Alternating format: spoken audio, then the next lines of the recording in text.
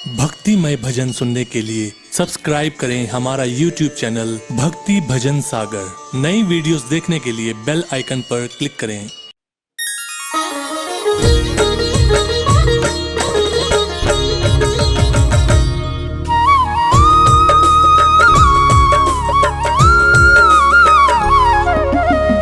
आप सभी भक्तों को कार्तिक शुक्ल के दूसरे दिन पड़ने वाले भाई दूज त्योहार की हार्दिक बधाई हो। भक्तजनों, संसार के सभी भाई बहन इस त्योहार को अत्यंत हर्षोल्लास और धूमधाम के साथ मनाते हैं। इस दिन भाई बहनों के घर जाकर सर्वप्रथम स्नान करते हैं, फिर बहनें उन्हें तिलक करती हैं, उनकी आरती करती हैं और अपने हाथों से भाइयों के मनपसंद भोजन को उन्हें करवाती हैं।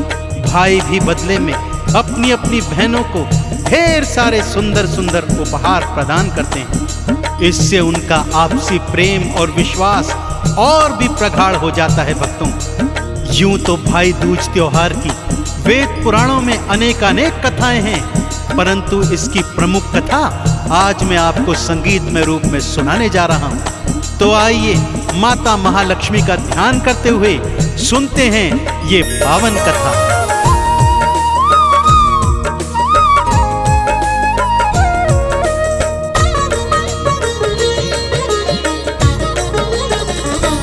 भाई दूज का ये त्योहार, भाई दूज का ये त्योहार, भाई दूज का ये त्योहार, भाई दूज का ये त्योहार। भाई बहन का पावन रिश्ता, भाई बहन का पावन रिश्ता, बढ़ जाता है प्यार, बढ़ जाता है प्यार। भाई दूज का ये त्योहार, भाई दूज का ये त्योहार। हाँ, भाई दूज का ये त्योहार, भाई दूज का ये त्योहार।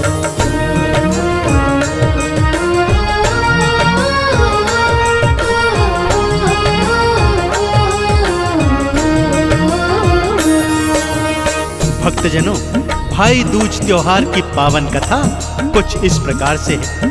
किसी गांव में एक बुढ़िया रहा करती थी। भक्तों, उसके 7 पुत्र और 1 पुत्री थी। पुत्री का विवाह उसने दूर परदेश में किया हुआ था, परंतु पुत्रों का विवाह वो करवा नहीं पाई थी। भक्तों, जैसे ही विवाह करवाने जाती, सेहरा पहनते पहनते न जाने कहां से एक नाग आ जाता और उनके पुत्रों को डस लिया करता था। देखते देखते उसके 6 बड़े बेटे इस नाग के दंश के शिकार हो गए। अब बचा था तो सबसे छोटा 7वां पुत्र। एक दिन पुत्र के मन में आई, क्यों ना बहन से मिलकर आऊं। अपनी माँ से आज्ञा लेकर वो बहन से मिलने परदेश को जाने लगा। अब उसके साथ आगे क्या क्या हुआ, आइए भक्तों सुनाता हूं।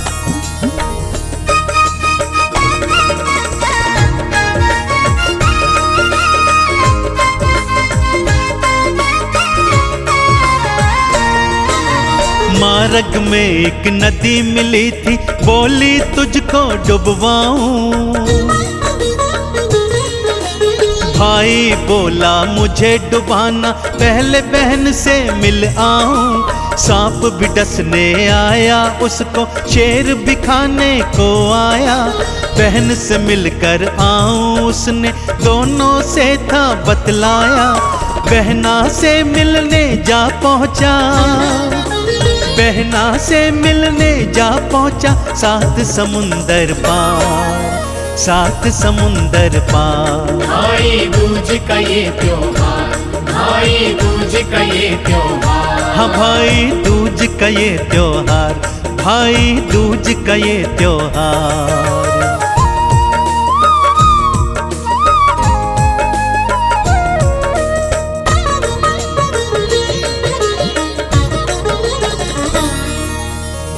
भाई को अपने घर आया देख, बहना खुशी से इतनी प्रसन्न हुई कि थोड़ी थोड़ी बावली हो गई। खुशी में पानी से ही चौका लीप दिया और घी में चावल पकाने लगी।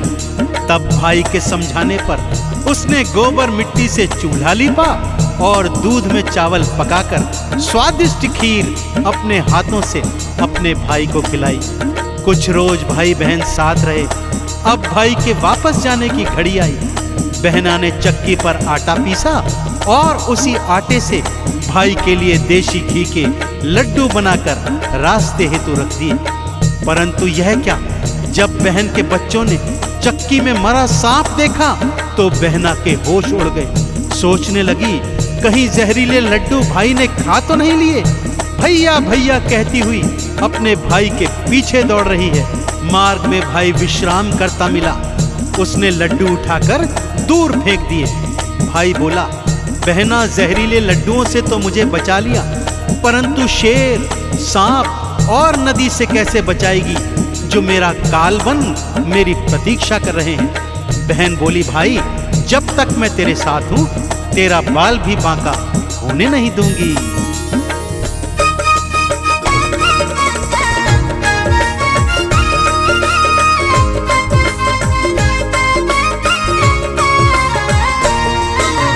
मार्ग में जब शेर आया बहन ने मांस खिलाया था। सांप जब डसने को आया उसको दूध पिलाया था। नदिया जब डुबोने आई उसको चुनरी चढ़वाई। सही सलामत भाई को वो अपने घर में ले आई। भैया की बलाएं सारी, भैया की बलाएं सारी लेने को तैयार, लेने को तैयार। भाई दूज का ये त्योहार, भाई दूज का ये त्योहार। हाँ भाई दूज का ये त्योहार, भाई दूज का ये त्योहार।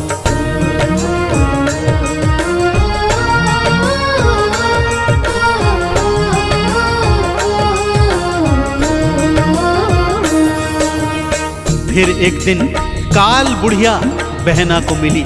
उसने बताया, मैं तेरे 6 भाइयों को ले जा चुकी हूँ और अब 7वें भाई को लेने आई हूँ। बहना ने उस काल बुढ़िया के पांव पकड़ लिए और बचने का उपाय पूछने लगी। तब काल बुढ़िया ने बहना को बताया, यदि तू अपने सबसे छोटे भाई की सारी अलाएं बलाएं अपने सर ले लेगी तो उसकी जान बच सकती है, परंतु बदले में तू पगली हो जाएगी। यदि स्वीकार करती है तो बोल।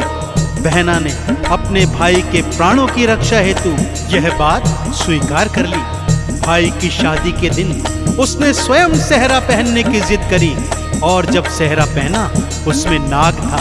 बहना ने उस नाग का अंत कर दिया।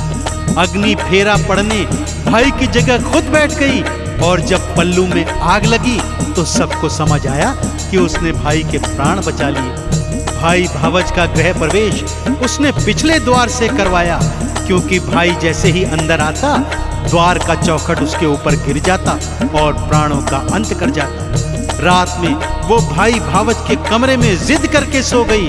रात में भक्तों काला नाग आया और बहना ने उस नाग को भी मार गिराया।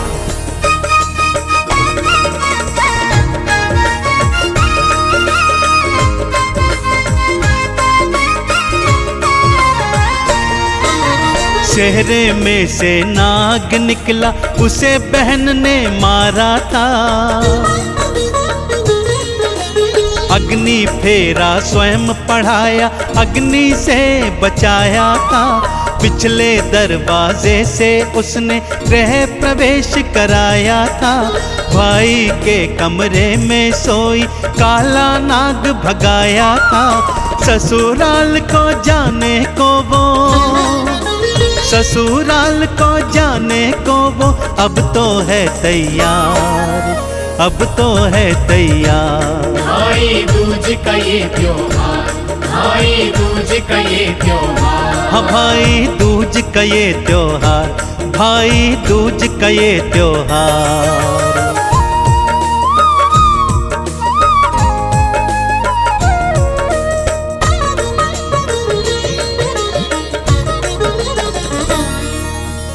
सुबह जब भाई के कमरे के बाहर सबने मरा हुआ काला नाग देखा तो सबको समझ में आ गया कि ये जो पगली बहना है ये अपने भाई के प्राणों की रक्षा हेतु पगली बनी थी। बहन अब अपने ससुराल को जाने लगी। जाने से पहले उसने अपने भाई का तिलक किया भक्तों, उसकी आरती की और अपने हाथों से उसको मिठाई और भोजन खिलवाया और उसकी लंबी आयु की कामना कर ससुराल को चल पड़ी। भाई ने भी जाते जाते बहन के पांव छुए और उसे ढेरों उपहारों के साथ विदा किया। तभी से भक्तों भाई बहन का ये पावन त्योहार कार्तिक शुक्ल की द्वितीया को बड़ी धूमधाम के साथ हर्षोल्लास के साथ मनाया जाता है।